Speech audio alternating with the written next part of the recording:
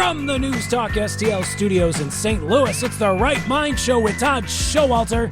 On tonight's episode, Professor Jim on how California is reacting to the tariffs, Amanda Hietter on conspiracy theories and building a Christian business, and the Right Mind Studio Band, Mitch Murphy and the Murphy Tones.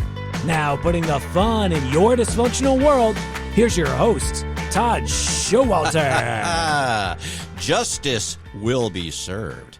Is that how you say it's served? Like served like an omelet or something? Is that the right terminology? Justice will be served? Revenge is best served cold, and justice will prevail. Oh, okay, I like that better. But either way, guess what? I can't even guess. I'm going to tell you then, I have been selected.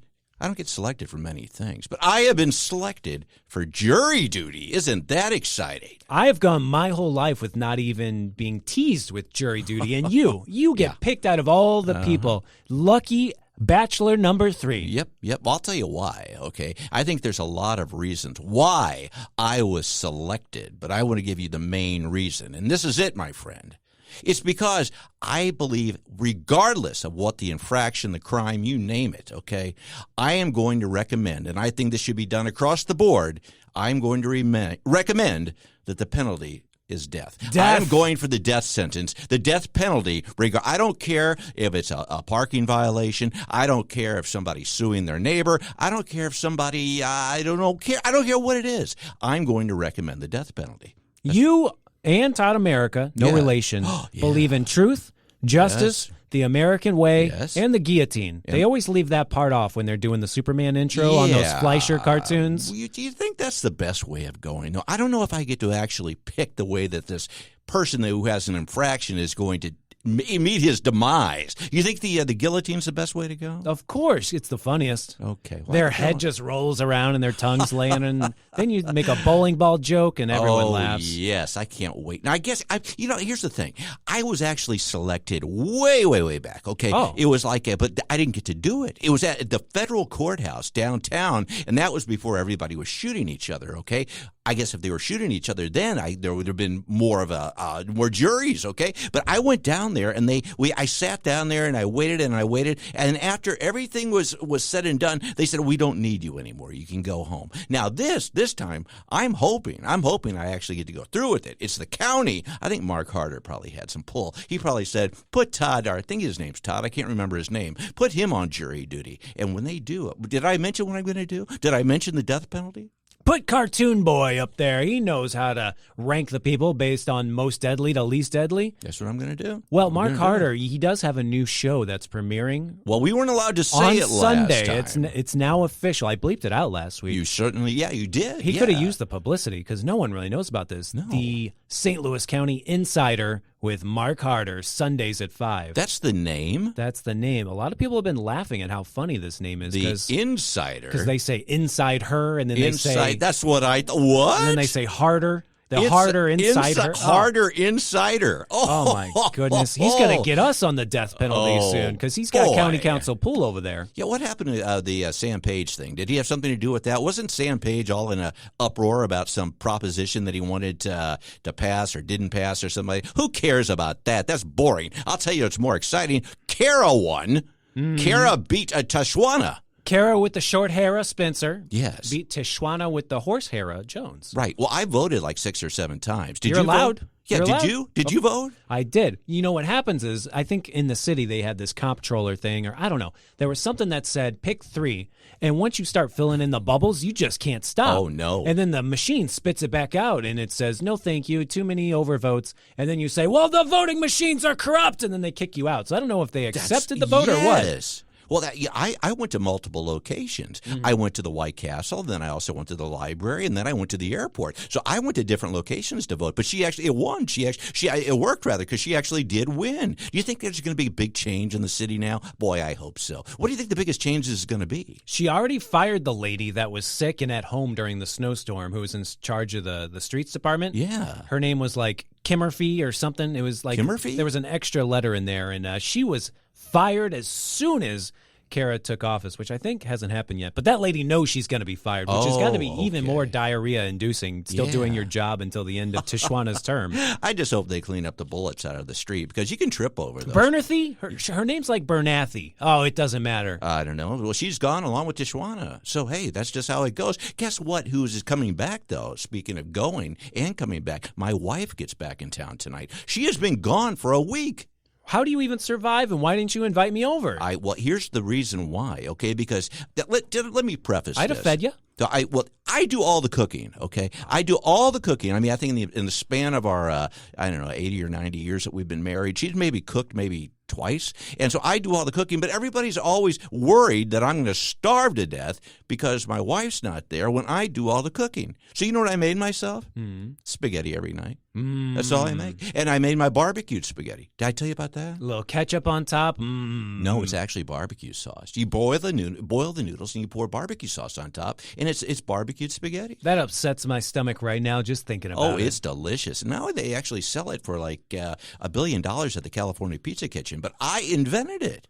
And your wife is coming back, and we're in the middle of a treacherous rainstorm right now. I don't know if the plane's going to land. It's just going to keep circling till it runs out of juice, and then Juice is going to be an orphan. Juice, the dog, is flying the plane. It's like that DEI stuff. Juice is back. They'll let anyone up there now, yeah. As long as it's not a woman. Well, the women, they fly the planes upside down, don't they? That's true. Well, hopefully she'll get a hold of me and let me know. By the way... Wait, was your wife anywhere decent to bring a souvenir back, or is it like some sort of teacher gets the plague meeting that she always goes to? Kindergartner teachers, how to let germs get in your mouth. I don't know. She always comes back smelling like Old Spice aftershave. I don't really understand that. Okay. But She's got a connecting flight is what it sounds like. She says don't ask, so I don't really understand, so I don't ask. But no, she went down to Florida, back down to Florida, the same area that we were in before, to hang with the girls. Okay, what does that mean? Guys don't do that, do we? No, I just don't do anything. The timeshare that you guys have, the condo? No, not that one. They were at a different one this time. I think it was the one that smells like Old Spice. I'm not really quite sure. But then she supposedly went down to visit her parents, okay?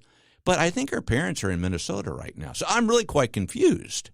Florida does that to people. You just go down there and you forget what time it is. You're on island time, basically. It's 5 o'clock somewhere. Man. Yeah, man. Right now, I'm house sitting and dog sitting for a family that's down in Florida. So I wonder if they all got together for a key party or something. Well, maybe. Your wife and then my aunt and uncle-in-law, who I'm legally not married to. And they're all together, you think? I think so. Along with Juice the dog. Florida's a big melting pot. It's really hot, and then they've got the villages down there with the STDs. And remember we had that guy on from the villages? I mean, he didn't even want to talk about it. Do you remember that guy? I do remember that guy. R.I.P. He didn't want to come back. I think we traumatized him. But he said he wasn't getting any action down there.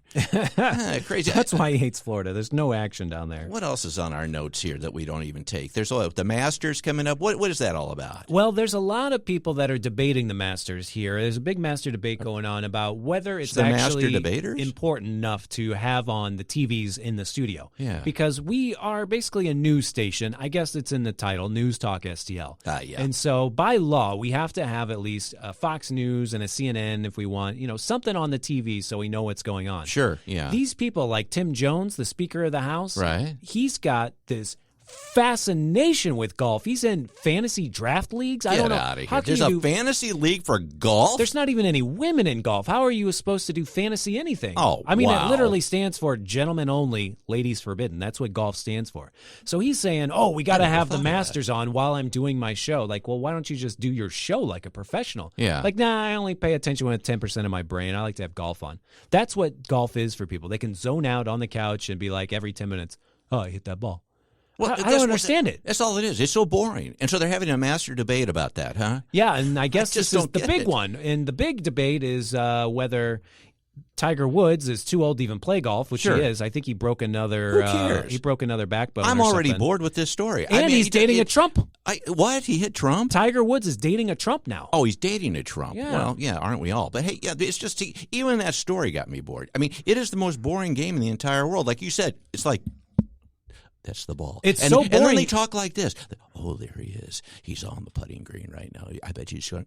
Do you know why they make 9-hole golf courses? Because it's that boring. Oh, I know. It's People terrible. think 18. They're like, no way. I told you my idea, and you said don't bring it up. You've already brought that up 3 or 4 times, so I'm not going to do it. We bring this up every quarter, so if you're a long-time listener, you may know about the grenade golf that we came up with. No, it's like Russian roulette. Okay, I told you, one of the golf balls is an explosive, and you don't know which one it is, and just suddenly out of nowhere, one of the golfers could blow their arm off. Okay, there could be maiming involved. Now you got my attention, but I'm not going to tell that story because you said I already did. Mm-hmm. Oh, boy, I tell you, it is boring. You know what else is boring? I tell you what, everybody made a big deal about this Final Four thing, or no, the NCAA, the basketball thing and all that. Okay. That's how little we know about sports. I have no idea, but yeah, I love football. I love real sports. Okay, but everybody's all into this. Oh wow, my bracket. No, I didn't even. I thought people had their brackets. I thought there was like something they had on their legs. Okay, I didn't know what they were talking about. But here's the thing. Okay, everybody makes a big deal about this tournament, and it gets down to the Final Four. Who cares? And then it got down to Monday night. Okay, which was apparently like the big championship game. Oh boy, and so I don't even know. I couldn't tell you who was in it, but let me tell you. I know Dookie was in there because I laughed when someone said it. Duke was? Dookie, yep. Mm-hmm. No, I don't think they were. Yeah, I think they were.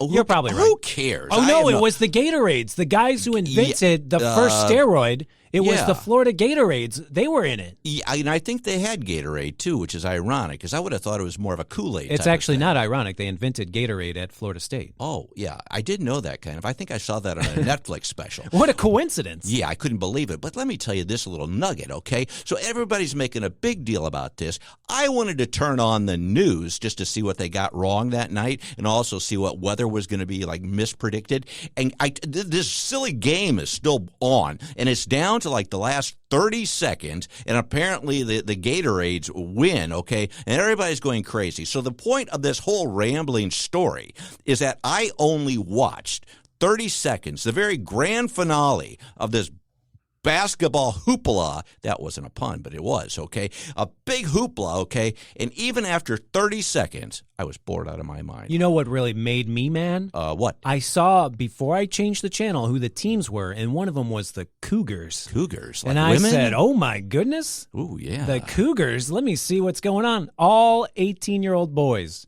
The exact opposite of a Cougar. So wait a minute. So they've got that all backwards, too. So the Cougars were like kids. Cougars are supposed to be desperate, divorced old women. Mm-hmm. Yeah, but anyway, my point of this whole story, okay, is, again, I only watched 30 seconds, and I was still bored out of my mind. And so now we've got, the Master Debaters? What is this? The Masters? Is that what it's called? The Green Blazers is what they win. You don't even get a trophy. You get a coat because golf sucks so much you have to play out in the cold, I guess. Well, is this like just boring sports season? I mean, it is because baseball started. So now you've got like this Final Four of basketball. You've got boring golf, and you have boring baseball. When is some exciting? Wait, they're still playing hockey, aren't they? Yeah, there's a few more games left in hockey before they go into the super duper postseason. And that goes on for like, 18 years? Yeah, another 2 more months, I think. Oh, yeah. 2 months. It seems like it's like a few years. Well, what happened was Vladimir Putin came into power. Yeah, Putin! Right. And he used the super soldier serum they use on Captain America about 30 years ago on this guy, Alex Ovechkin.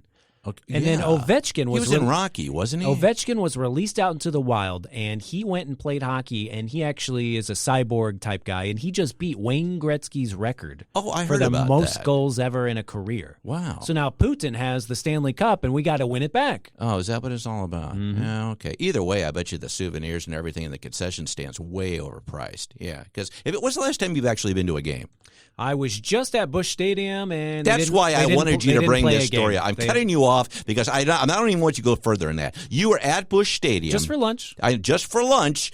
Which lunch was it? Now, I said I'm not going to be... The Radio Broadcasters Luncheon for radio broadcasters only. That's right. I'm not going to be snarky. Wait, what are you doing? You have a microphone in front of your face. You should have been there. I just was a little too snarky last week, so I'm not going to be snarky this week. But you, again, were at the Broadcasters Luncheon that I wasn't invited to. The big, stupid question that they asked this year actually wasn't that bad. They asked the president of baseball over there at Cardinals Busch Stadium, how do you feel about them torpedo bats? Mm-hmm. And he said, well, we'll evaluate them. We'll see. But if the Cleveland Guardians were using them, no one would care. But since the Yankees are using them, that's why everyone's all up in a huff about these torpedo bats. Really? And at first, when I heard torpedo bat, that made me think that the guys were getting excited or something, like pew-pew, like the torpedo nipples, torpedo. Right. Well, that was last year, wasn't it? Last year, they were asking about the see-through jerseys and pants. Right. And I thought, I can see this torpedo bats through the pants. But no, they're talking about these thick boys, these thick bats Thick where boy they get pants? real thick on the end and then narrow again. And apparently the Yankees are using this, and they're hitting dingers out of the park left and right. But they're not illegal yet.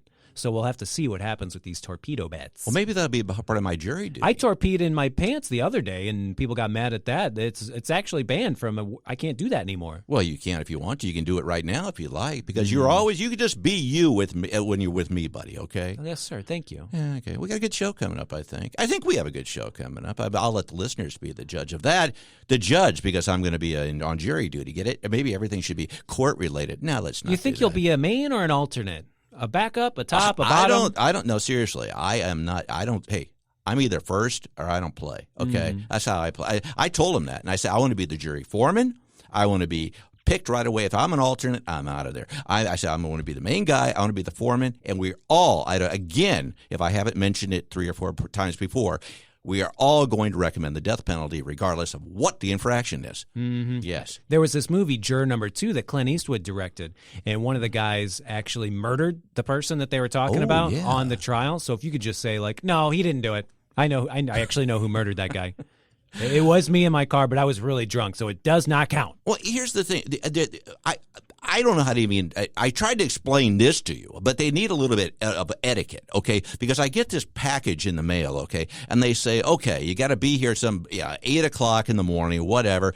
You got to bring your own lunch. What? Yeah, you got to do all this. I mean, and then they say, and if you don't show up, we'll put a warrant out for your arrest. What kind of invitation is that? I have done market research studies where they have you do a mock trial. So it's all fake, but it has real repercussions, because then they'll decide if they actually want to go to trial for real. So it's a fake trial. And what we got was $500 and multiple lunches and snacks and craft tables. And it was actually pretty fun. Yeah, right. It doesn't sound like your real jury duty at all. No, and this you're just trying to rub this in. This is like the broadcaster's lunch. Okay, it's your time. You got to get on a fake trial. So everything about you is better today. I see it. It's going to be your day. I understand. And I did recommend the death penalty. It was actually for that twerp from St. Louis who invented Twitter. Yeah. I voted death penalty, but because it was mock trial, they did not go forward with it. But he looks disgusting. He's wearing like hoodies and flip-flops everywhere, and he's getting blood transfusions from young babies and stuff. He's so rich. Yeah. That he's just like living life like nothing matters anymore. Well, if you got the mock trial, maybe I'll get the real one, and then I, too, can recommend the death penalty. Hell yeah, we got to get someone deed. Anyway, it's going to be a big show, I think, when we come back. In the meantime, I'm Todd Showalter, along with my bestest buddy in the whole world, Joey V. This is The Right Mind Show. We'll be right back. Coming up next on The Right Mind Show with Todd Showalter, Professor Jim on how tariffs will affect the economy.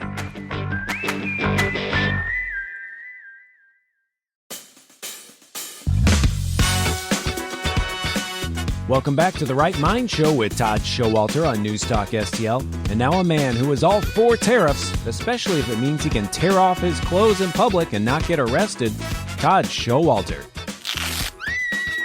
Here we're back. I'm Todd Showalter along with my buddy Joey V. And on the line now is somebody we haven't had on the show in a while, Joey. But boy, I'm excited because he's our inside guy in California. He's our inside spy of all the whack jobs. Last time he was in studio with his family. That's right, he did. He brought the whole. I thought he brought him in because they were going to defect. Did you think they were going to defect? I thought they were moving back to Missouri. Well, they went back to the wacky California. Okay. Let's not give any more hints away. On the line now is Professor Jim. How's it going, Professor Jim? What's new out in wacky California? Hey, it's a beautiful, foggy day in the People's Republic. Wow. Okay. Are they pretty upset about this whole tariff thing? I mean, because you have that Chinese leader that runs you guys, don't you? Isn't Kamala going to be our next governor? We'll have to we either get her or Katie Porter. Yeah, right. Well, if Cams comes in, it's going to be a happy state because Cams laughs all the time. So you'll be having a good time over in old California, even if you are, the pit of socialism. Is anything exciting that we should know about happening? Because I know you want to talk about tariffs, you want to talk about economics, but I set it up the story before because you are kind of the inside guy. Do people in California know that you're secretly just you're a normal person? I mean, or do you have to play like you're a socialist over there? Oh no, you definitely have to hide. This is, I've got a scraped off Bernie Sanders bumper sticker on my my Ford truck. Now you work in a wacky educational environment. You're a spy, okay, for the conservatives. What is some of the craziest stuff going on in socialist education in California now? That because a lot of people don't believe it. A lot of people say, "Oh, this is all made up. It's not really that crazy." But you actually point out and send me examples, don't you? You say this is really going on. What's some of the crazier things that are continuing to go on out there? It is really double down time at the moment, and higher education and really education all over the state is, we're going to be #resistance, and they don't understand that even though we are a state and the state funds education, a good chunk of that funding comes from block grants from the federal government, and that's going to dry up. And in addition to that, federal money related to Medicaid is drying up, and so more state money is going to funnel into that. So we're still going to see very big changes in education, but it is whistling past the graveyard. Nobody is acknowledging it yet, and it still is an uncomfortable position to be in as a straight white male. So I keep my mouth tightly closed. Oh, yeah. Well, that's what straight white males do. Now, are you talking about the whole DEI crap? I mean, are they still trying to keep that going? Oh, my God. Doubling down. Really? Doubling down. We still have our DEI websites up. And if you want to get a job, I sent you a job listing for a maintenance guy, somebody who empties the trash cans. And the only questions they ask are about DEI. Right. What's your position on DEI? You have to pass that in order to empty trash cans. It's insane. And you would think, and again, I mean, I wouldn't have believed it, but I mean, you do. You send me, screenshots of these website pages and things like that. And I mean, what are they going to, I mean, you mentioned that the money's drying up, but I mean, how are they going to still survive? How are they still going to be around to push this junk if the funds run out? That's the mystery. And for your premium subscribers who just saw me do the shrug, somehow you're going to have to square the circle because you can't square the circle because there's going to have to be massive cuts in higher education. Right now at University of California system, there are 20 professors for every student. Wow. Okay. There's 4 administrators for every student. Wow. And that just can't be supported going forward. So, well, and we'll some see. And on top of it, go ahead. What? Oh, so on top of it, we have the issue of California is an intellectual property state. We are the largest beneficiary of all of our trade deals that have been signed over the last 30 years. Now explain that. Explain that though, for those who don't understand what that is. You're like IP, like you're talking like technology and things like that. That's right. Our people made a decision 30 years ago, 40 years ago that we were no longer going to do extractive, we were no longer going to do manufacturing, and we're going to really concentrate on design, sales, all of the soft intellectual property stuff. So what you've seen is states like Missouri have been adversely impacted because there's less manufacturing, there's less mining. And the coasts have done very well. So Silicon Valley is a leader in the world, but it's, we don't make anything. We do assemble Teslas here, which they, for now. Yeah. But if we're going to change the nature of our economic paradigm and we say, no, we want to get back into manufacturing, then the rest of the world doesn't have to use our IP and they don't have to pay us royalties or licenses, and that is going to dry up. So, we'll see what's going to happen with Silicon Valley, but it's kind of scary times for the business community here. Okay, so if I have this right, so basically you guys, you own the IPs then, correct? I mean, but all the actual manufacturing of this technology is being done overseas, right? So if they bring that back, you're saying that it'll dry up the California economy? Well, look at it this way. So, and I want Joey on this. Joey, what's the most valuable company in the world at the moment? Marijuana. Yeah. NVIDIA. Apple. That's it's right. Apple. Very it's good. Apple. Yeah. No, it's NVIDIA. Okay. But Apple is in Silicon Valley too, as is Google. But NVIDIA is. So what does NVIDIA do? They make chips. No, they do not make chips. They design chips. And specifically, what are their chips really good at? Bitcoin mining. Well, the AI technology. And yes, but it's artificial intelligence. So right. They don't manufacture. Who manufactures their chips? TSMC. Okay. Taiwan Semiconductor Manufacturing Corporation. Well, but let me ask you this, because you mentioned NVIDIA. I guess it was last week. I mean, now for those like in the stock market, I said their stock was over $100 a share, and I said with everything going on, when NVIDIA dropped below $100, and I won't get too boring here, I said I'm going to try to purchase more of NVIDIA because I think that stock is going to go back up. But you were against it, saying not to invest in those types of things. Why wouldn't I? Well, it's a $3 trillion company, and they, like I said, they don't manufacture anything. This is the design, and right. they're the pretty girl at the dance. Everybody wants NVIDIA, and this relates to us changing our economy for AI. And the only thing the AI scientists want to use is NVIDIA.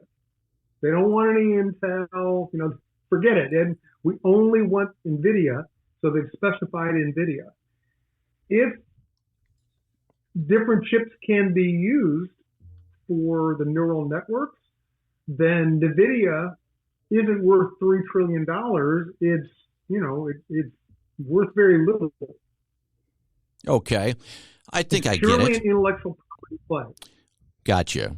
Well, going back to the overall economy in general. If your intellectual property isn't valuable, if let's say China and Europe, they don't have to pay your license fees, then they'll just create their own design that's very similar to what NVIDIA has done and build out their neural nets with their own chips. We only have about we're down to 3 minutes, my friend. So I really need you to get to like the important stuff here. What's the craziest thing you saw at your school this week? All right, craziest thing with California education is after COVID, we had a massive fraud where we moved all of our classes online, which is not the optimal way. In my opinion, to deliver higher level education. But in any case, we got a lot of fraudulent students. And they were literally all over the world, Russia and China. And they were getting Social Security numbers, and they'd register for classes, and then they'd apply for Pell Grants. So we got a price tag on how much that fraud cost. And I saw it at my own little college of people fraudulently using Social Security numbers to register and steal. And you have professors who aren't doing their job, and they would just leave them in the class, and so they would get the check. So take a wild guess of the number. How much did this cost the state for the fraud? $1 billion. $36 billion. Wow. Fraudulent. And guess where the money ultimately came from? Not the state, but federal government. Yeah. Well, there's a lot of it. And so, do you see the Doge situation? Doge. You see that coming in to help put an end to that? So he has looked at Department of Education, and this is totally waste, fraud, and abuse. I hope that this makes it to Musk's radar. Mm-hmm. I do too. I hope that a lot of things do. No, again, I mean, you're in California and you're a level-headed guy, and I've known you for over 40 years, and so I know that you're not a California nut. So, I mean, again, it's good that you're on the inside. I have to fit in. I have to hide. I know, but that's the beauty of you, buddy. I mean, that you're kind of like a chameleon. You can just transform into whatever needs to be, right? So, I mean, I didn't like the part where you did the breast implants and became what did you call your name? Jasmine instead of Jim for a while. I mean, I didn't like that, but I mean, now you've got to get people to pay for the premium subscription so they can see me because we are on Zoom. Oh, no, so don't believe. I mean, rather they can believe me. I mean, seriously, we've got screenshots as they're being simulcast all over our listenership right now. So don't worry. Actually, I think Joey's offering. Are we printing centerfolds? We're definitely mailing out the Braille edition of this so people can feel what Professor Jim is like in person. Yeah. Well, I don't know where to I guess we're out of time, my friend, but will you come back and finish these stories or these, I don't know, arguments or whatever we're having? That's awesome. And if you're going to have to open up a coal mine in Missouri again that we've shut down, then I've got some experience there, and I'll go to work with Joey working in the coal mine. What, you mean Coca-Cola? That's a joke. No, we're not opening any coal mines. Don't worry. We're opening important things like urgent care centers and car washes. Yeah, come on. Get serious, man. Well, buddy, we got to let you go, but as always, it's been a lot of fun, and I can't wait to have you back because there's a lot more I want to talk with you about, okay? You're good guys. Thank you both. All right, buddy. You take care. Professor Jim signing off. It looked like he was excited about Kamala taking over as governor of California. Yeah. I feel like if she loses, she can still maybe run for mayor of Humboldt County. That's where they make all the marijuana. Oh, yeah. Or maybe she could be sheriff of Napa Valley. She can get her wine and play with the guns and the bullets like Andy Griffith. Andy? Exactly. I think regardless, when her campaign speech should be "Go with giggles." She giggles all the time. Yeah. Well, in the meantime, I'm Todd Showalter with my buddy Joey V. This is The Right Mind Show. We'll be right back. Coming up next on The Right Mind Show with Todd Showalter, Amanda Hietter on how early struggles helped her to become a successful entrepreneur.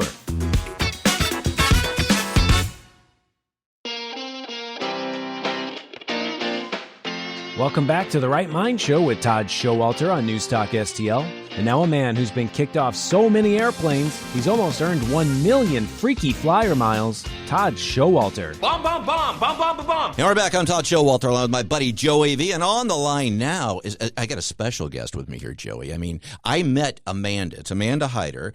I met her at the expo that Ron said, hey, Todd, you got to go there. For the small people. Well, the small people are like midgets or something like that. No, it's like small business. Oh, small. Okay. But I got to tell you, I met Amanda, I'm going to let talk eventually here. She's on the line right now. But what I loved about Amanda the most, are you ready for this? Mm-hmm. Is that she does like travel consulting and things. I explained to her, I said that my wife and I are planning a trip to Greece, okay? And I don't like cruises. And she said, Amanda, this is brilliant. She says, don't worry, you can drive there. Oh, yeah. And I said, I can drive to Greece? And then what did you exactly say, Amanda? And introduce yourself.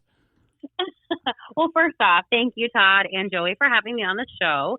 And to correct you, my last name is Heater, like a furnace. So I knew that. I'm going to heat up your travel. It's all good. I wanted you to be able to do the slogan. That's why I was testing you. Go ahead. I love it. So Todd and I were bantering back and forth, and he said, so I can drive from the United States over to Greece? And so I was being very sarcastic. I said, yeah, there's a secret underground tunnel that goes under the ocean to get over there. Just being very sarcastic. But seriously, you can. There is ways where you can rent a car and you can kind of bounce around to different islands. It obviously takes a little bit longer. If you're wanting to be there for a shorter period of time, the cruise option is the way to go. But there is ways to kind of go around that if you're not a cruiser, and I've worked with clients to do that. Well, yeah, but wait, though, I can't drive there, though, because they don't have a Motel 6 out in the middle of the ocean. I checked. No, they definitely do not. So you're saying I can't really drive there? You mean I can drive once I get there? You are correct. You need to fly over there, unfortunately. I gotcha. Okay. Well, all seriousness aside, let's get down to the meat of the business here. You do own a travel consulting firm, but you also wanted to talk about building a business in a culture that often challenges Christian values. That's quite a mouthful. Can you explain? Can you explain that? Yeah. So I'm a believer in the Lord. Mm-hmm. And sometimes in this day and age, it can be a little bit difficult to stay true to your faith. So I always say that my faith is more of a foundation of who I am and how I lead. But let's be real, it's really not always easy in business settings that don't prioritize spiritual values. So some of the challenges I sometimes face is I'll face pressure to conform or compromise to win clients or to be liked. Sometimes I'll feel isolated in circles where faith isn't welcome or talked about or even possibly misunderstood.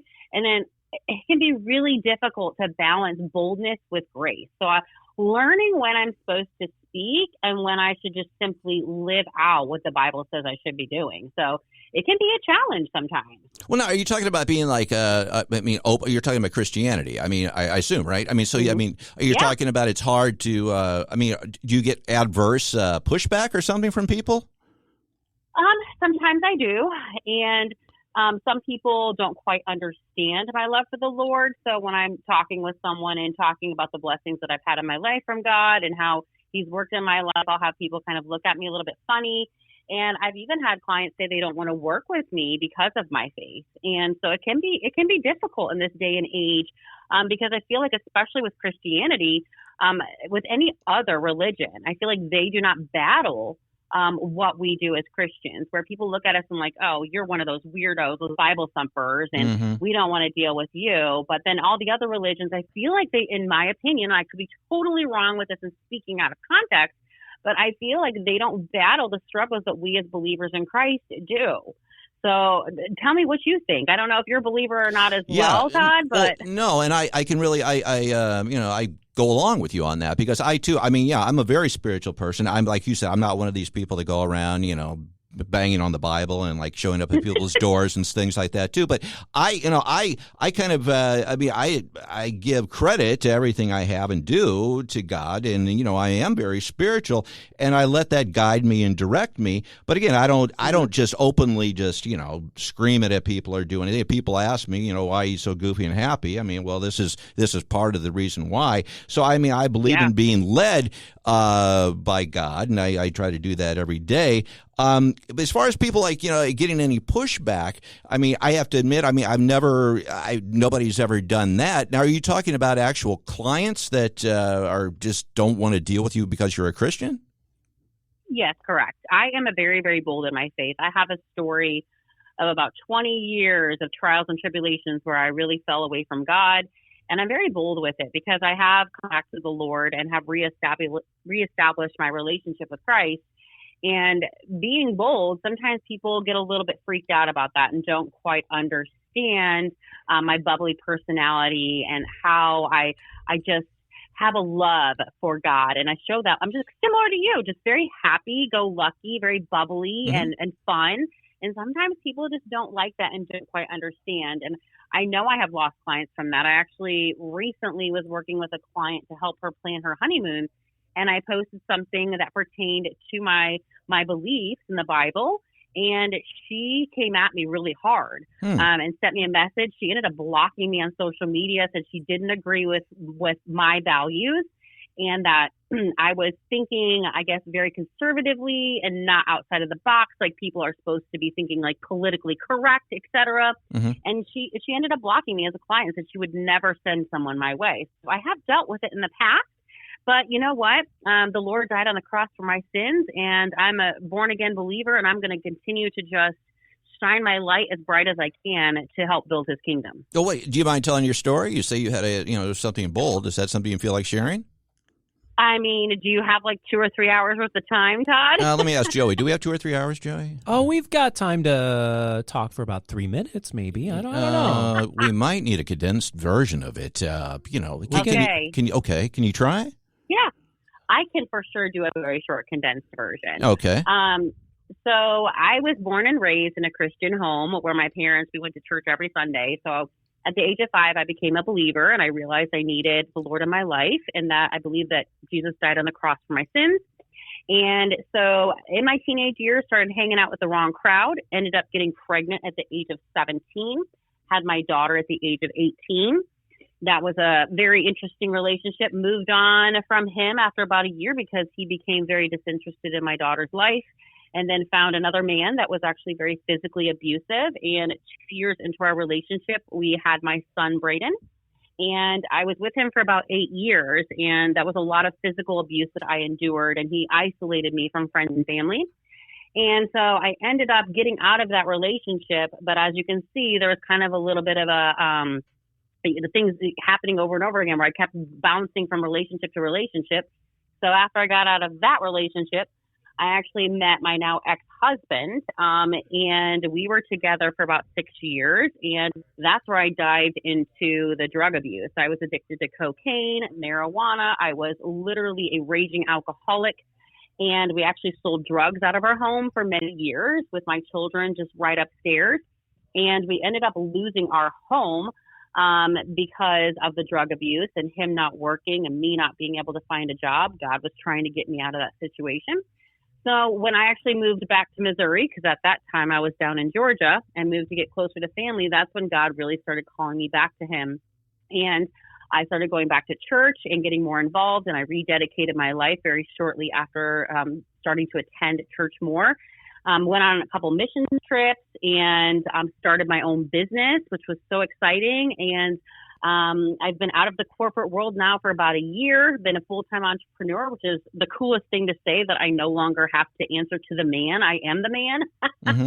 And so, yeah, it's just my life has changed so much for the good. And my calling now as a business owner is to work with kingdompreneurs that are looking to curate transformational international retreats to scale their businesses and to make a big impact on the world. So it's a really cool, fun thing to do, to work with other entrepreneurs that have that same exact goal and mindset as I do.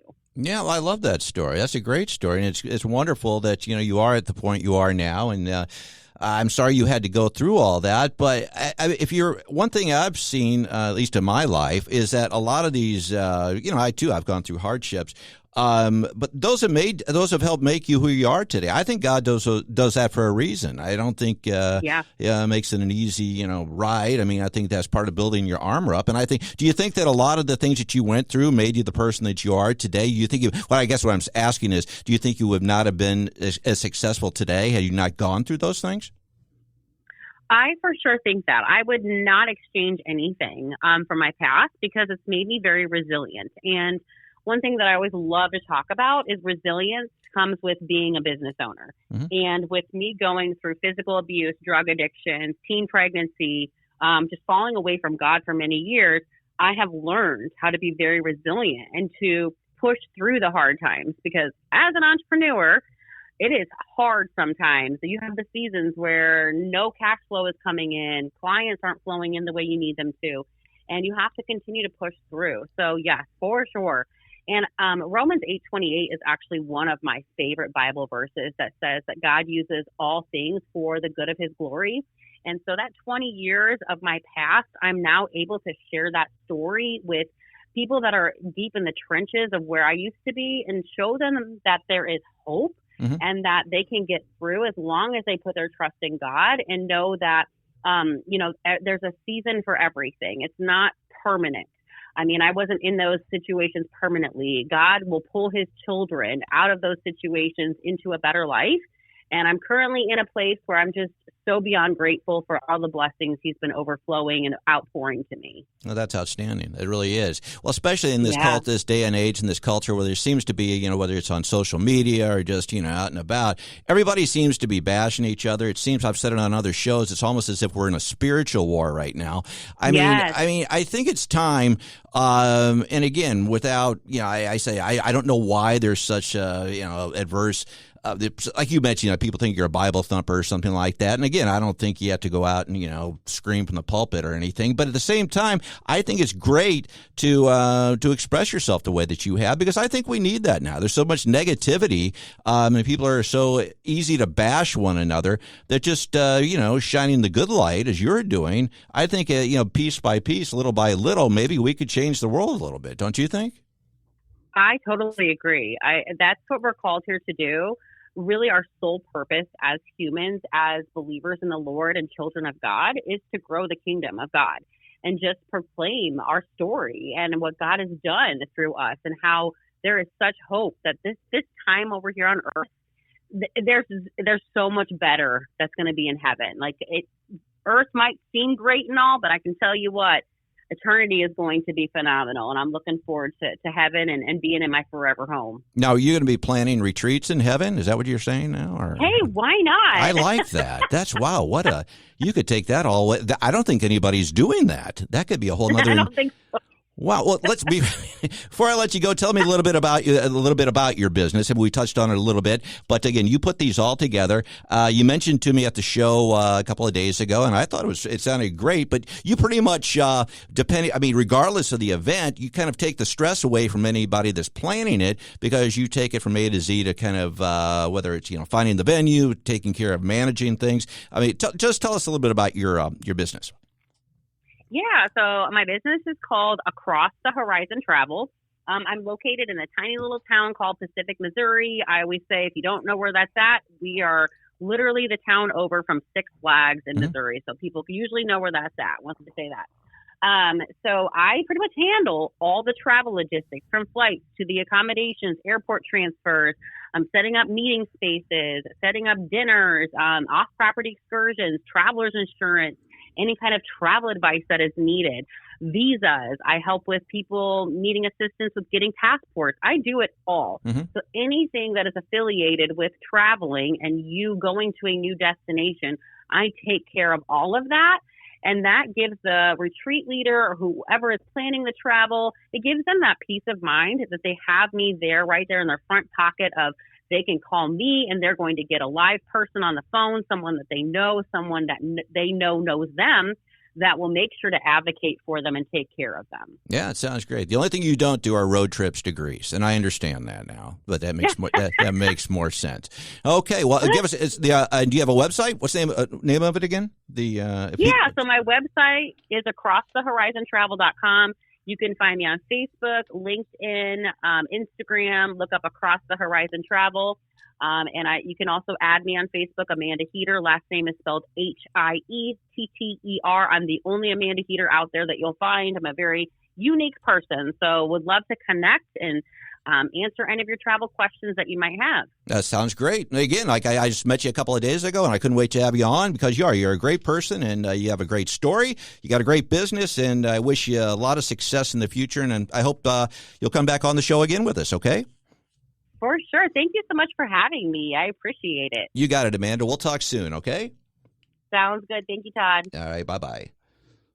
Well, it's Amanda. She's Amanda Hietter. I had her name right. What was the name of her slogan? Heater what? What was it? Heating up your travel plans. Oh, I like that. That's good. Well, you had a good time today, buddy? I did have a wonderful time. Good luck with your jury duty. Hopefully they get Lucky 13 in there to mix it up. It's going to be death. It's going to be death. I'm serious. That's what I'm going to say. Oh, my little kid, he shoplifted from Walmart. Death. I'm sorry, death. But he's only 8. I'm sorry. We got to make it a point for the other shoplifters. What happens? Is it a crime to commit suicide? If so, death. Death to you too. Death to you 2 times. That's what I say. Nasty tontine. Hey, well, I've had a good time. You know what I always say, don't you? You always ask me, Joey, do you like gladiator movies? Let's go to Greece and watch. Do you like gladiator movies? Let's go see where they invented the Olympics, and we'll drive over there if we have to. You ever seen a grown man naked? Oh, yeah. They have oil wrestling over there in Greece. Yeah, baby. Yeah, it's going to be great. Can't wait to go. Can't wait to drive. I tell you what, I didn't know you could drive to Greece. I don't know. What do you always say? I always say, hey, if you don't have a right mind, you don't have a mind at all. I'm Todd Showalter, along with my bestest buddy, Joey V. Mitch has just been Mitch today. You've been listening to The Right Mind Show. Till next time, next week, or whenever we come back, bye-bye. Thanks for tuning in to The Right Mind Show with Todd Showalter. To find out about all things Todd, go to toddsprod.com. We will see you next Saturday night at 5 p.m. and Sunday afternoon at 2 p.m. right here on 101.9 94.1 News Talk STL, and always streaming online at newstalkstl.com.